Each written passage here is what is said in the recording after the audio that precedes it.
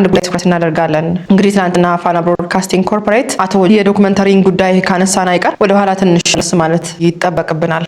በህወሓት መራሹ የሚመራው የነበረው ኢህአዴግ ብዙ ዶክመንተሪዎችን እዚህ ሀገር ላይ ሰርቷል። በሃይማኖታዊ ጉዳይ፣ በፖለቲካዊ ጉዳይ ላይ ዶክመንተሪ በመስራት ጎበዝ ናቸው፣ ይዋጣላቸዋል። ውሸትን ስጋ አልብሷት ይሄዳሉ ተብሎ በዶክመንተሪ ብዙም የሚታሙበት አይደለም የነበረው። ምናልባት እንግዲህ ኢህአዴግ ግብ ያልመታበትን ወይም ውጤት ያላገኘበትን ጉዳይ ብልጽግናዎች ጀምረውታል። አሁን ላይ ብዙ ሰው መነጋገር ያደርጉታልና እንደዚህ አይነት በፊት የነበሩ አይነት አካሄዶች አሁንም በብልጽግና ፓርቲ ዘመንም እያየነው ነው ያለነው። በተለይ ደግሞ እንደዚህ የመንግስት ቴሌቪዥን ጣቢያዎች ላይ እንደዚህ አይነት ነገር ማሰራጨት ትክክልም አይደለም የሚሉ ወገኖችም አሉ። እኔም ከዛ ውስጥ አንዷ ነኝ። ምክንያቱም አቶ ጀዋር መሐመድ ወደ ሶሻል ሚዲያው ብቅ ብሎ መጽሐፍ መናገር ከጀመረ ጊዜ ጀምሮ እስከ አሁን በተለያዩ ጣቢያዎች እየሄደ ኢንተርቪው በሚሰጥባቸው ቦታዎች ላይ የብልጽግና ሰዎች እንዲሰሙት መልስ እንዲሰጡት ብዙ እየደከመ ነበረ። ያ የተሳካለት ይመስለኛል። በትናንትናው ዶክመንተሪ ላይ አንድ ተራ ግለሰብ የሚባል ምክንያቱም ስልጣን የላቸውም አቶ ጀዋር ከዚህ በፊት እንደምናውቃቸው አክቲቪስት ናቸው። የፖለቲካውንም ያውቁታል። እያወቁ የሚያበላሹት ነገር እንዳለ ሆኖ የሚፈልጉትን ትኩረት ግን ግራም ነፈሰ ቀኝ አግኝተዋል። ምክንያቱም የመንግስት ባለስልጣናት ሳይቀሩ የሚጽፏቸውን ነገሮች እያየን ነው። የመንግስት ደጋፊዎችም እንዲሁ የሚጽፉት ነገር አለ። ይሄ ተገቢ አይደለም ከአንድ ተራ ግለሰብ። ምክንያቱም ስልጣን ምናልባት በህዝብ አመፅ ወይም ድሮ እሳቸው እንደለመዱት በሶሻል ሚዲያው ሰውን አነቃንቀው ሌሎች ተጽዕኖዎችን ይፈጥራሉ ከሚል ስጋት ከሆነ ምናልባት እንግዲህ ታጥቆ እየተንቀሳቀሱ ያሉ ኃይሎችም ይህንን ማድረግ ያልቻሉበት ሁኔታ ነው ያለው። ይህን እያየን አሁን ምላስና ጽሁፍን በመፍራት ለአንድ ግለሰብ በመንግስት ጣቢያ ምላሽ መስጠትም ስለሱ ማንሳትም ልክ አይደለም ብዬ ነው እኔ የማስበው። እንግዲህ በዚህ በዳ ትኩረት የሰጠው መንግስት ጀዋርን ያስደሰተው ነው የሚመስለኝ። እኔ ሳየው ጀዋር ዛሬውኑ ውሎውን ብናይ በቀን የሚፖስታቸው ፖስቶች፣ የሚጽፋቸው ጽሁፎች ብዛት መንግስት አዳምጦኛል፣ ሰምቶኛል፣ ትኩረት የፈለኩትን አግኝቻለሁ፣ የፈለኩትን አሳክቻለሁ አይነት ነገር ነው። ምክንያቱም ዶክመንተሪው ላይ እንዳየ ነው ያው እንግዲህ አንዳንድ ጊዜ ዶክመንተሪውን መስራቱ አስፈላጊ ያለመሆኑን ብዙ ወገኖች የብልጽግና ደጋፊዎችን ጨምሮ ብዙ ሰው እየተቃወመው ነው ያለው። እኔ ደግሞ በራሴ በግሌ በሐሳቤ ወይ ዶክመንተሪውን በትክክል ወይ አጥብቀ በደንብ አድርገ መስራት ነው ወይ በደንብ መከላከል ወይም በደንብ ማጥቃት የሚባል ነገር አለና ከሁለቱም አልሆነም የዶክመንተሪው ጉዳይ። የተደረገ ያለው አካሄድ ደግሞ ጀዋር የፈለገውን ትኩረትም አግኝቷል፣ የፈለገውንም ማድረግ ችሏል። እንደው በዶክመንተሪ ጀዋርን ወደ መስመር መመለስ ይቻላል ወይ? ጀዋርን ከዚህ እየሄደበት ካለው አካሄድ ማስቆም ይቻላል ወይ የሚለውን አንተ ሐሳብ ትሰጥበታለህ። ሌላው ምንድነው አቶ ጀዋር መሐመድ ደጋፊዎቻቸውና እሳቸውም እንደሚሉት መንግስት ፈርቷል። አንዳንድ የቃል አጠቃቀሞቹን ይቅርታ እንግዲህ ከሌሎች ሰዎች የመጡ አጠቃቀሞች ስለሆኑ ቃሎቹን እንጠቀማቸው። መንግስት ተረብሿል፣ ሸንታችኋል፣ ፈርቷችኋል፣ እሳቸውም እንደሚሉት ተንቦቅብቋል ሲሉ ነበረ በባለፈውም እና ምናልባት እንደዚህ አይነት ነገሮችን አያረጋግጥም ወይ መንግስት እያደረገ ያለው ሁኔታ? ንቀመተውና ማለፍ ሲገባ በዚህ ደረጃ ግለሰብን ተከታትለ ዶክመንተሪ እስከ መስራት መሄድ ጀዋርን ያስቆማል አያስቆም ወደሚለው ከመግባቴ በፊት አንድ ሁለት እርማቶችን መስጠት የሚያስፈልግ ይመስለኛል። አንቺም ቃሉን ስለተጠቀምሽበት ማስተካከል ስላለብኝ ማለት ነው። አንደኛው አቶ ጀዋር በዚህ ሀገር ውስጥ ህጋዊ ሰውነት አላቸው። አንድ ሰው ህጋዊ ሰውነት አለው የሚባለው አንድ የኢትዮጵያ ዜጋ ሊኖረው የሚገባው ሁሉም መብት ያላቸው ሰው ናቸው። ይሄ ማንም ሰው መካድ አይችልም። ስለዚህ አንድ ህጋዊ ሰውነት ያላቸው አንቺ እንዳልሽው ተራ ግለሰብ አይደለም አቶ ጀዋር። መንግስትን በዚህ ደረጃ ሊያሰጉ የሚችሉ ግለሰብ ናቸው ማለት የስልጣን እርከን ነው ምልክ ማለት መንግስትን ሊያሰጋው የሚችል ወይ የታጠቀ ኃይል ነው ወይ ደግሞ ስልጣን ላይ ያለ ኃይል ነው በዚህ ደረጃ ትኩረት ሊሰጠው የሚችል። መንግስት ታጥቆ የሚንቀሳቀሱ ኃይሎች ላይ እርምጃ እየወሰደ ነው። በእሳቸው ደረጃ ግን የሚያሰጋ ነው ወይ ማለት ነው? እኔ ማለት ወደ መንግስት እየሰነዘሩ ያሉት ትችቶች አሉ። እነዚህ ትችቶች አድራሻቸው ወደ መንግስት የተቃጡ ናቸው። ስለዚህ መንግስት አጸፋ መስጠት ይችላል። በዚህ ጉዳይ ላይ መንግስት እንደ መንግስት አጸፋ መስጠት ያለበት አካሄዶች ግን አሉ። በቀጥታ ሊሰጥ ይችላል፣ በተዘዋዋሪ መልስ ሊሰጥበት ይችላል። አንደኛው መታወቅ ያለበት ቅድም እንዳነሳሁት አቶ ጀዋር ህጋዊ ሰውነት አላቸው። መንግስትን የመተቸት ሙሉ ስል መብት አላቸው። መንግስትን የተቹት በተሳሳተ መንገድ ከሆነ ያንን ካውንተር ማድረግ በሚችል ደረጃ መረጃና ማስረጃ መዞ የተተቸ ነው በዚህ ነው መሬት ላይ ያለው እውነታ ደግሞ ይሄ ነው ብሎ ማቅረብ ይቻላል። ለምሳሌ ከቢቢሲ ጋር በነበራቸው ኢንተርቪው በውጭ ምንዛሬ ጥረት እንደዚህ በሆነ ምክንያት ከ8 የስኳር ፋብሪካዎች አንዱ ነው አገልግሎት እየሰጠ ያለው የሚል ትችት አቅርቧል። ያንን ትችት ዲስፕሩቭ ልታደርግ የምትችለው መሬት ላይ ያለው ፋክት አምጥተሽ ነው። ሚዲያም ከሆነ አይ ትችቱ የቀረበው እንደዚህ ነው መሬት ላይ ያለው ፋክት ደግሞ ይሄ ነው ብሎ ፋክት ማቅረብ ይቻላል። ስለዚህ አንድ በእንደዚህ አይነት መንገድ አድሬስ ማድረግ ይቻላል።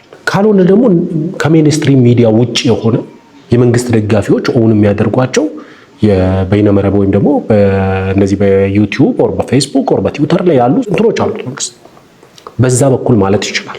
በቅንነት ካለው መንግስት በእኛ ስራ ነው የገባው ማለት ነው። ፋና አሁን የሰራው ስራ በእኛ ስራ እንደገባ ጣልቃ እንደገባ ነው የሚቆጠረው። ምክንያቱም እኛ መንግስትን ዲፌንድ የማድረግ እንትን አለን እያልኩ አይደለም። ፋናም ይሄ መብት የለውም መንግስትን ዲፌንድ የማድረግ። ፋና የሀገሪቷ ሜንስትሪም ሚዲያ ነው፣ ስቴት ሚዲያ ነው ፋና። ስለዚህ ፋና እንደ ስቴት ሚዲያ መንግስትን ዲፌንድ የማድረግ ምክንያቱም በፋና ባለቤትነት ላይ ከብልጽግና እኩል ኦፌኮ ድርሻ አለው። በግልጹ መነጋገር ካስፈለገ የብልጽግና አፈቀላጤ ወይም ደግሞ ዲፌንደር አይደለም ፋና። ብልጽግናን ዲፌንድ ለማድረግ የዚህን ያህል ሙከራ ማድረግ የለበትም። በአንድ ምሽት 2 ፕሮግራሞች ቢሰራበት ምንም አግባብ የለውም ፋና። 2 ፕሮግራሞች ነው ያየሁት። በአንድ ራስ 2 ምላስ አንቺ ቅድም ያነሳሽው ጭርስ ላልወድም የጀዋር መንገድ የሚል 2 በአንድ ራስ 2 ምላስ ላይም እኮ በፊት ያሉትና አሁን ያሉትን አቀረቡት እንጂ መንግስትን የሚከላከል ነገር አይደለም። ያንን ነው ቅድም ያልኩ፣ ወይ በቅጡ መከላከል ነው ወይ አርፎ መቀመጥ ነው። ስለዚህ መሬት ላይ ባለው ሀቅ አንደኛው መከላከል ካስፈለገ መንግስትን፣ ምክንያቱም መንግስት ሲባል የመንግስት ሚዲያ ነው፣ የብልጽግና የፓርቲ ሚዲያ ግን አይደለም። ይሄ ሊሰመርበት ይገባል። እንደ መንግስት የተሳሳተ ትችት ደርሶብናል ተብሎ ከታመነ ትችቱን የተተቸው ትችት ይሄ ነው፣ መሬት ላይ ያለው እውነታ ይሄ ነው። ኢኮኖሚውን አንስተው ለምሳሌ ኢኮኖሚ ማሻሻያው የህዝቡን የኑሮ ሁኔታ አመሰቃቅሎታል፣ ድህነቱን አባብሶታል፣ የኑሮ ውድነቱን ጨምሯል የሚሏቸው ነገሮች አሉ አይደል?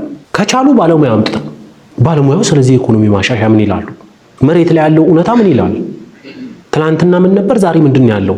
ይሄንን ነው የሚጠበቅበት። ፕሩፍ ማድረግ ካስፈለገ በቀጥታ መልስ መስጠት ብቻ ሳይሆን እንደዚህ የፖለቲካ የካድሬነት ስራ ሳይሆን ትክክለኛ የሚዲያ በስራ መስራት ከፈለገ ማስረጃ አቅርቡ። ከዚህ በፊት ከአቶ ጀዋርን እኛም ባነሷቸው ነጥቦች ነጥብ በነጥብ እያነሳን ፖይንት ባይ ፖይንት ኢኮኖሚው ላይ የነበራቸውን እንትን አንስተን ተችተናል። አቋማቸው የሚዋዥቅ መሆኑን እኛ በገለጽነው ልክ እነሱ መግለጽ መብት አይሰጣቸውም። ምክንያቱም እኛ በገለጽነው ልክ ፋና ኢቲቪ ወጥቶ እኛ በምንናገረው ልክ አቶ ጀዋር ትላንትና እንደዚህ ነበሩ ዛሬ እንደዚህ ናቸው ብሎ ለመተቸት ምንም አይነት ህጋዊ መሰረት የለው። ምክንያቱም አቶ ጀዋር በዚህ ሀገር ውስጥ ህጋዊ ሰውነት አላቸው። በህጋዊ ደረጃ የተመዘገበ ፓርቲ ምክትል ሊቀመንበር ናቸው። ጥፋት ካጠፉ ሊታረሙ፣ ወንጀል ከሰሩ ደግሞ ሊጠየቁ ይችላሉ በህግ። ስለዚህ አንድ በህግ ይሄ መብቱ ያልተገፈፈ የመናገር ነፃነቱ ያልተገፈፈን ሰው አይ እንደ ወንጀለኛ አቅርበሽ ምንም አይነት የፍርድ ቤት ውሳኔ የለሽም፣ የመሰረትሽው ክስ የለም፣ በዚህ ውሸት ይሄ ወንጀል ተፈጽሟል፣ እሳቸው በተናገሩት ንግግር ይሄ ወንጀል ተፈጽሟል፣ አሁን በተናገሩት ንግግር ይሄ ሆኗል ሚል ከሆነ ፍርድ ቤት መሄድ ይችላል። ፍርድ ቤት የማያስኬድና አይዲዮሎጂካል ዲፍረንስ ደግሞ ከሆነ አይዲዮሎጂውን ዲፌንድ ማድረግ ይቻላል በባለሙያ በጋዜጠኞች አይደለም። ለምሳሌ ኮምፕሊትሊ ሬክለስ የሆነ ወይም ደግሞ አቋም የሌለው መከራከሪያ ሆኖ ከቀረበው አንደኛው ለምሳሌ በዚህ ውይይት ላይ የቀረቡት በኦፌኮ ፓርቲ በጥብቅና ሲያገለግሉ የነበሩት አቶ ወንድሙ ይብሳ ናቸው። አቶ ወንድሙ ይብሳ ዓላማውን ይጠቅሳሉ። ኢትዮጵያን በክልል አደራጅቶ እያንዳንዱን ክልል ሀገር ለማድረግ ታስቦ ነው ይላሉ። ይህ እኮ ህገ መንግስታዊ መብት እኮ ነው። ምን ማለት ነው? ኢትዮጵያን በክልል አደራጅቶ አቶ ጀዋር ነው ኢትዮጵያን በክልል ያደራጀው ወይስ የኢትዮጵያ ህገ መንግስት? ክልሎቹ ሀገር የሚሆኑት በአቶ ጀዋር ይሁንታ ነው ወይስ በህገ መንግስቱ ይሁንታ?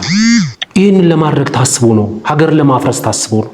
ሀገር በመንግስትና ሀገሪቷ ውስጥ ባለ የፖለቲካ ስርዓት ውጤት እንጂ ዲፌንድ የሚደረገው እዚህ ወተሽ አንቺ በምትደሰኩሪው እነ ጀዋር በሚደነፉት አይደለም። ሀገር የሚፈርሰው መሬት ላይ ባለ ነባራዊ ሁኔታ ሀገሪቱ ውስጥ ባለ የፖለቲካ ስርዓት ነው ሀገር የሚፈርሰው። ስለዚህ እንደዚህ አይነት አቋም የሌለው ህጋዊ መሰረት የሌለው የህግ ሰው ናቸው አቶ ወንድሙ ይብሳ። የረጅም ዓመት አገልግሎት ያላቸው በጥብቅና ስራ የተሰማሩ ሰው ናቸው። ኢትዮጵያ በክልል ማደራጀት የአቶ ጀዋር ድርሻ እንዳልሆነ ያውቃሉ። ኢትዮጵያ በክልል የተደራጀችው እንግዲህ ከ30 ዓመት አልፎታል። ክልሎች እያንዳንዱ ወደ ሀገር ስለማድረግ ምናምን ብለው ሲያስቡ ሀገር የመሆን መብት ያቀዳጃቸው አቶ ጀዋር አይደለም፣ ጠቅላይ ሚኒስትር አብይ አህመድ ማለት ነው። ህገ መንግስቱ ነው ያን መብት የሰጣቸው።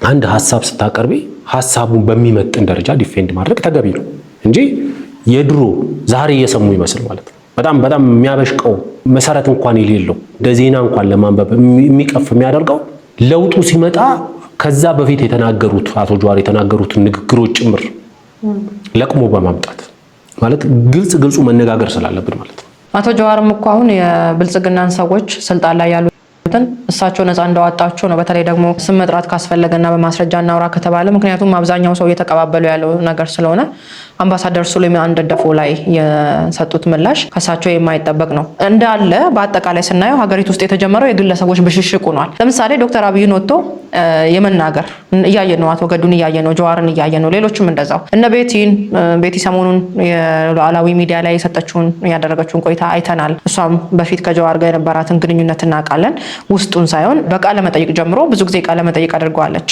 እሷም ወጥታ የራሷን በቃ ሁሉም ግለሰብ ወንድሙ ይብሳም ጠበቃው ማለት ነው፣ እሳቸውም የግል ጥላቻቸውን ሁሉም የግል ጥላቻው ሪፍሌክት እያደረገ ነው። እዚህ መሀል ላይ ግን ህዝብ በምን መልኩ ነው ሪያክት እያደረገ ያለው? ለምሳሌ የጀዋር ደጋፊዎችን ብቻ አይደለም፣ አንዳንድ ጀዋርን የማይደግፉ ጀዋር ሲመጣ የመጣበት መንገድ ልክ አይደለም ሲሉ የነበረው ሁሉ አሁን ብልጽግና ታንክና ባንክ ይዞ የፈራ እንዳለ እንደተረበሸ ሌላው ሲለው እንደነበረ አይነት አካሄድ ነው እየተካሄደ ያለው። ለዛም ነው የምልህ ማለት ጀዋር በዚህ መንገድ መምጣቱ የአክቲቪዝም ስራ ነው ብለናል ባለፈው። ጀዋር አሁን ስራው አክቲቪዝም ነው፣ የፈለገውን መጻፍ ይችላል። ዛሬ የሚለቀቃቸው ቪዲዮዎች አሉ። በማስረጃ እነዛን ነገር አቅርቦ ከመሞገት ይልቅ ግለሰቡን የማጣጣል አንዱን የማንሳት አንዱን የመጣል ነገር ሆኗል። ይሄ ሲያስወጣናል ከዚህ መንገድ ኖ ማለት ትልቁ መሰረታዊ ችግር ነው መነሳት ያለበት ከጠቅላይ ሚኒስትር አብይ አህመድ መንግስት በፊት ሁሉም የተናገረው ያደረገው ድርጊት አለ። ለምሳሌ ፋና ሜንጫን ስንት ጊዜ ነው የሚገርበው? የሜንጫን በሜንጫ አንገቱ እንላለን የሚለውን አቶ ጀዋር ኢህአዴግ ስልጣን ላይ በነበረበትም ጊዜ ዶክመንተሪ ተሰራበት፣ ብልጽግናም ስልጣን ላይ ሲመጣ ደግሞ ዶክመንተሪ ይሰራበታል። ይሄ ፈጽሞ ስህተት ነው፣ ፈጽሞ ማለት ነው። ለምሳሌ ኢትዮጵያ አውት ኦፍ ኦሮሚያ የሚለውን መፈክር አቶ ጀዋር መሐመድ ያሰሙት መቼ ነው? አይ ቲንክ ከሜንጫው በፊት ነው። በሜንጫ አንገቱ እንላለን ካሉት በፊት ነው የተባለው።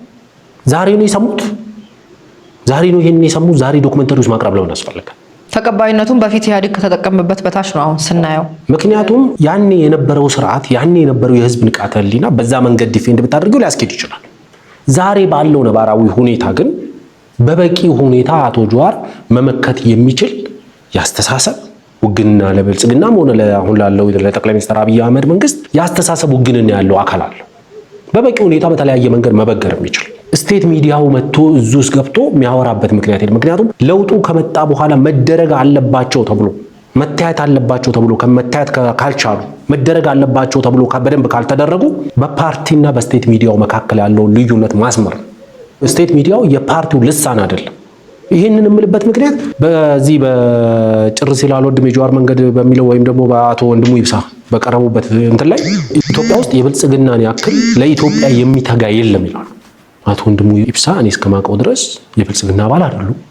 ብልጽግናን ዲፌንድ የማድረግ መብት የላቸውም። ወይም ደግሞ መብቱ እንኳን ቢኖራቸው ይሄንን በየትኛው ሰርቬይ ነው ይሄን ያረጋግጡት?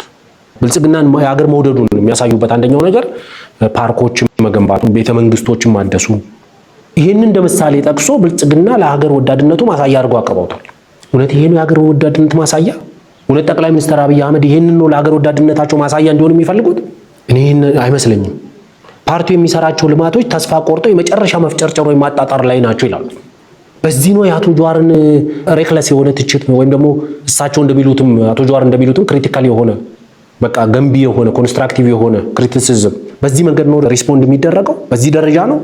በተቃራኒው አቶ ጀዋር ይዘውት የመጡት ሀሳብ የህዝብ ብሶትን ነው። ሁላችንንም ብሶታችንን ሊቀሰቅስ የሚችሉ ጉዳዮችን ነው ከውስጥ እያመጡ ያሉት። ተልኮልኝ ነው እንደዚህ ነው እንደዚህ ነው እያሉ ስክሪንሻት እያደረጉ የሚፖስቷቸውንም እያየን ነው። እና በሁለቱም መንገድ ከሄድን ተቀባይነት እያገኙ ያሉት አቶ ጀዋር ናቸው። አሁን መንግስትን እከላከላለሁ ብሎ እየወጡ ሀሳብ ከሚያነሱት አንቺ በባልሽው ደረጃም ተቀባይነት እያገኙ ነው ማለት አይቻልም። ተቀባይነቱማ ለጊዜውም ይረብሻል እያየ ነው። ለተቀባይነት የሚባለው 30 ምናምን ሺህ ሰው ላይክ ስላደረገ 50 ሺህ ሰው ላይክ ስላደረገ አይደለም። ይሄ ነው አይደለም። አፈወርቅ እኔ የምልህ ሁሉም ብሶቱን በጀዋር በኩል እየተነገረለት እንዳለ ነው እየተናገረ ያለው። ምክንያቱም ማለት 60% ነው ስስ ብልቱን ነው በፐርሰንት ሳይሆን ታይዋለህ። ለምሳሌ ብልጽግናን ለመከላከል ከሚጽፉና ወጥተው ከሚናገሩ ሰዎች በተሻለ የብሶት አቅም የተናገሩልኛል። ከብልጽግና አቺቭመንቶች ጋር የሚኖር ህዝብ አለ እኮ መሬት ላይ። ያ ህዝብ እየተናገረ አይደለም።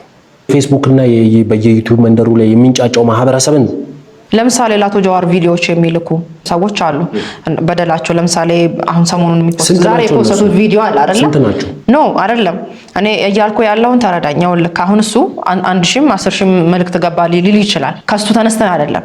ለምሳሌ እንደ ማስረጃ ይዞ ቢመጡ የህዝቡን ብሶት ያው እኛ በብሶት ውስጥ ነው አብዛኛው ሰው ብሶት ነው የሚወደው አሁን ላይ ስናይ የትኛው ተቀባይነት አለው ለምን አንተ ፓርክ ብታሳየው እኔ ሰላሜን እንጂ ፓርክ ምን ያደርግልኛል የሚል ማህበረሰብ ባለበት ያ ማህበረሰብ አብዛኛው ሰላም ነው የምፈልገው አሁን ሌላው ነገር ይቅርብኝ እያለ ባለበት ሰዓት እንዲ ግብር ተጥሎብሃል እንደዚህ ክፈል ተብላል አዋጣ ተብላል እያልክ ቪዲዮ አምጥተህ ስትለቅለትና ይሄ ተሰርቶልሃል ነገ ደግሞ የተሻለ ይመጣል ስትለው ቀድሞ የሚቀበለው ይሄኛውን ሆኖ ነው አቶ ጀዋርም የልብ ሰጥቷቸው ይሄን ያደረጉ ያሉት አሁንም